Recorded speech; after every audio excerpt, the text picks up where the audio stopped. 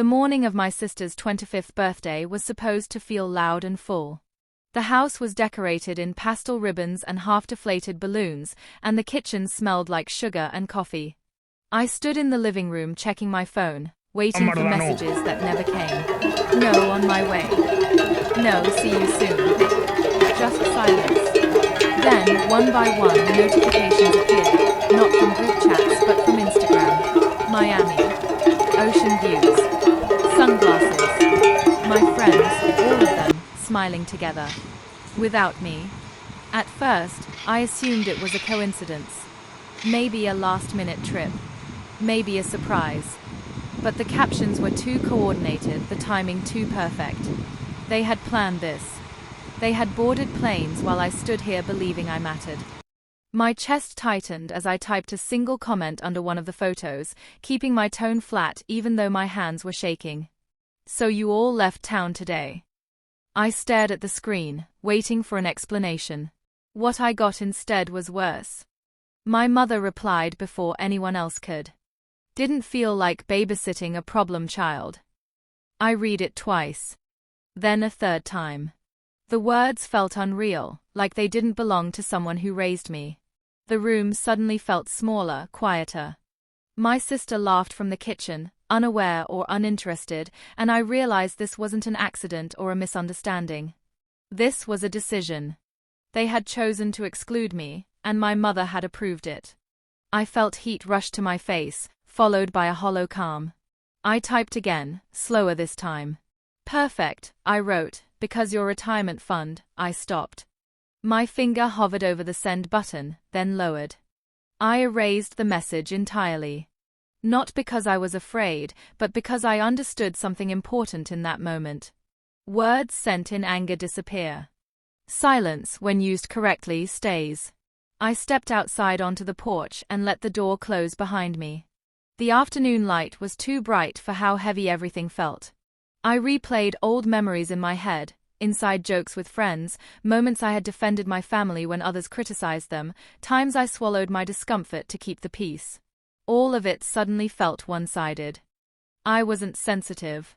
I wasn't difficult. I had simply been convenient to ignore. As I leaned against the railing, the hurt didn't vanish, but it changed shape. It sharpened. I began connecting details I had ignored before. Financial conversations I wasn't supposed to overhear, favors that were never repaid, the way my opinions were dismissed but my support was expected. I understood now that being underestimated was its own kind of power. When I went back inside, the house was still buzzing, still cheerful, still pretending everything was normal. I smiled, softly and deliberately. No one noticed. That was fine. They didn't need to. This wasn't the moment for confrontation. This was the moment for memory. And I remembered everything. After the initial shock, I spent the afternoon wandering through the quiet house, my footsteps echoing against walls that had always felt like home. The noise of the party downstairs, music, laughter, clinking glasses, was now just background static to my thoughts. I found a corner near the window where the sunlight hit the floor in long, sharp lines, and I sat, letting my mind replay every detail of the morning. My friends' laughter in Miami, the images of them together without me, my mother's cutting words, they all collided into a single heavy thought. I had been deliberately excluded, deliberately minimized. I opened my phone again, scrolling through the threads I had missed.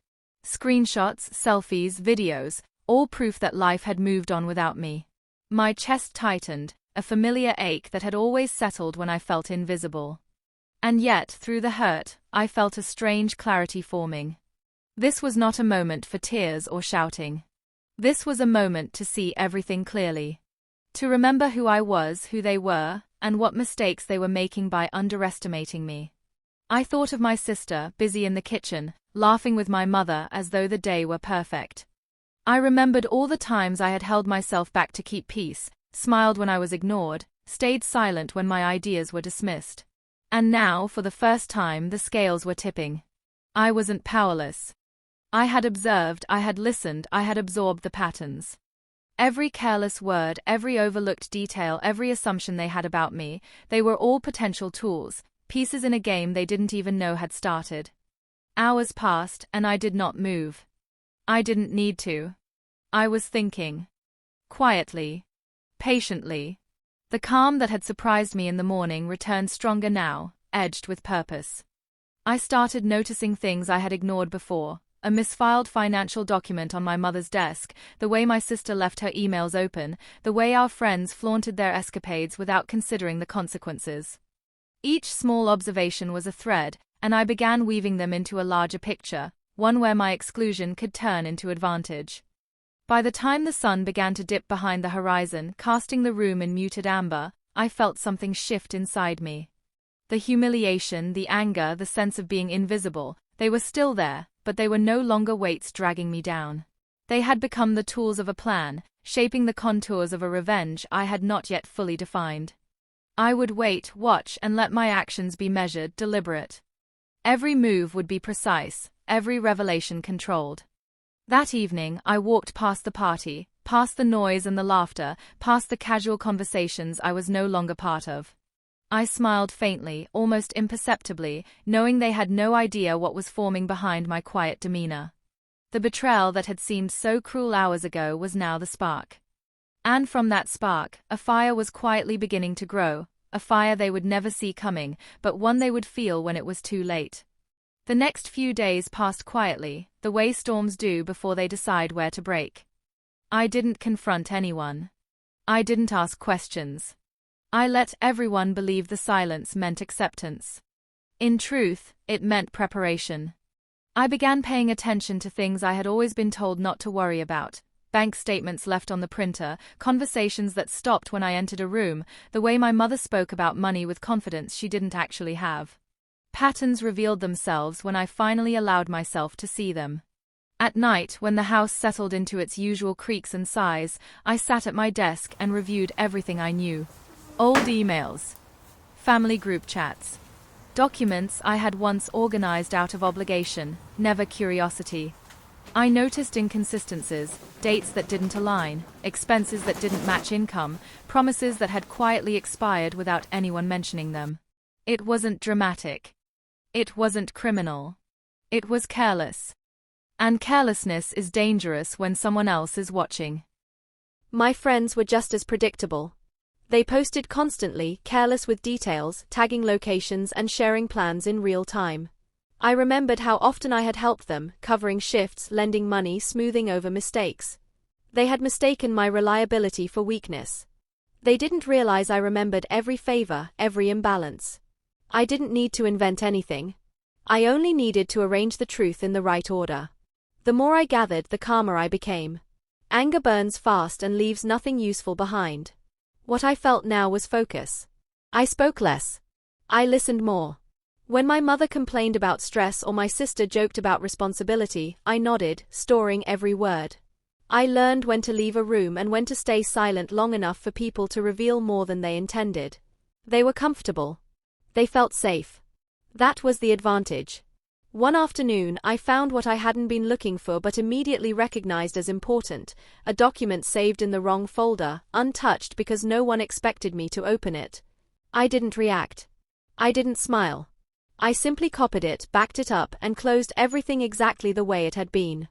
That moment didn't feel triumphant. It felt inevitable. Like the last piece clicking into place. I didn't want chaos. I didn't want shouting or scenes or revenge that looked like revenge. I wanted precision. I wanted consequences that felt self-inflicted. I began outlining possibilities in my head, not rushing any of them. Timing mattered.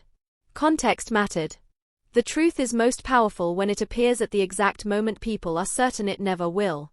By the end of the week, I understood something that changed everything. They didn't see me as a threat. They saw me as background. And that, more than anything else, meant I had already won the first half of this story. All that remained was execution, quiet, legal, and undeniable. And when it happened, it wouldn't look like revenge at all. It would look like reality finally catching up. I chose the timing carefully. Not out of anger, but out of respect for cause and effect. People believe consequences come from nowhere when, in truth, they arrive exactly when invited. I waited until everyone was comfortable again, until the Miami trip had faded into jokes, until my silence had been interpreted as weakness, until my mother spoke about a future with certainty she hadn't earned. That was when I knew it was time. I didn't announce anything. I didn't threaten or hint. I simply stopped protecting them. I let documents move where they were meant to go. I asked questions in rooms where answers were assumed unnecessary. I forwarded information to people who were already responsible for knowing it. Everything I did was clean, legal, and quiet. No raised voices. No dramatic confrontations. Just the truth placed gently where it could no longer be ignored. The shift happened slowly at first. Confusion replaced confidence. Conversations became cautious. My mother's tone changed when she spoke to me, though she couldn't quite place why. My sister stopped laughing so easily. Friends who had once been loud online grew careful with what they shared. They didn't know what I knew, only that something had changed, and that I was no longer invisible. When the moment of recognition finally came, it wasn't explosive. It was subtle. A pause in conversation. A look held too long. My mother realizing that plans she had counted on were no longer guaranteed. My sister understanding that being celebrated didn't mean being secure. No one accused me. No one apologized either. They didn't need to. Accountability doesn't always come with words. I felt no rush of victory. What I felt was space. Breathing room I hadn't had in years. For the first time, I wasn't managing other people's comfort at the expense of my own. I wasn't explaining myself. I wasn't shrinking. I simply existed calmly as someone who could no longer be dismissed. One evening I looked at my phone and noticed something small but telling. Old friends had stopped posting. Messages arrived that didn't quite know how to sound casual. Invitations came with hesitation. They were adjusting to a version of me they had never bothered to imagine, one that remembered, observed, and acted without needing permission. I didn't confront my mother about her words. I didn't bring up Miami. I didn't reopen wounds. I let outcomes speak instead. That was the difference between reaction and revenge. Reaction is loud and fleeting. Revenge, when done right, is silent and permanent. On my sister's birthday, I learned who I was to them. In the months that followed, they learned who I had always been. And the balance shifted, not through cruelty but through clarity. Some lessons don't require anger to be taught. They only require someone willing to stop being underestimated.